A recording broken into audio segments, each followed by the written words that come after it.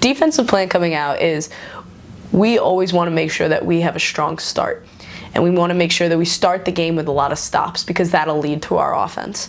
So we wanted to come out, communicate as much as possible, have as much ball pressure as possible, and then make sure that our communication was leading to help side and hopefully getting like backside rebounds and like a couple of steals. So we were really moving together on a string and communicating very well. And we were also focused on like communicating in that moment. So reading it as it comes and also being able to act on a dime. I think for us, it's like an asset for us as an offensive team that it could be anyone's night. So it's not like we're going to have one player that we expect to need to get 15 points, 17 points a game. Like everybody can contribute, and that makes us very difficult to guard.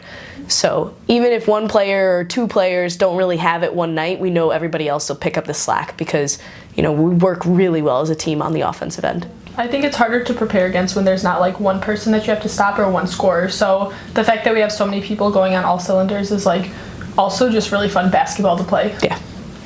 So we as a team feel very strongly about supporting our community and supporting our peers, and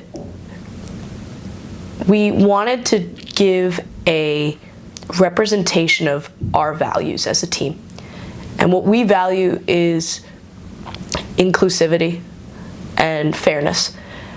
And when this executive order came about, we talked about as a team that it really struck a chord with most all of us on the team. And we wanted to do something. We have this great platform where we are MIT women's varsity basketball. And if we have the ability to make a statement, we should. What we hope to come of it, to increase awareness, we want as much awareness at this issue and the fact that people with even student visas can't get back into the United States.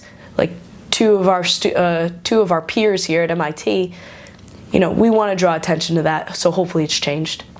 Yeah, and I think also like the human rights, how it was blatantly disregarded. We thought that it might be like a little bit derelict to not do something as a team, so it kind of came about organically that we were a little bit outraged at the situation, but we didn't want to be too compulsive with it, so we wanted to talk it through and then like have a team discussion and make sure that everyone was respected and everyone's opinions were heard before we went about and had the statement and did the linking of the arms with the space in between us. It was a full team effort. We had a big meeting about it last night where we talked about everything that we wanted to represent, everything that could go wrong, could go right, and like why we really feel passionate about doing something, even to the wording of what our statement beforehand. That was all team decision. So, we have to thank our coaches for helping us make it happen, and all of our players for stepping up and taking a stance.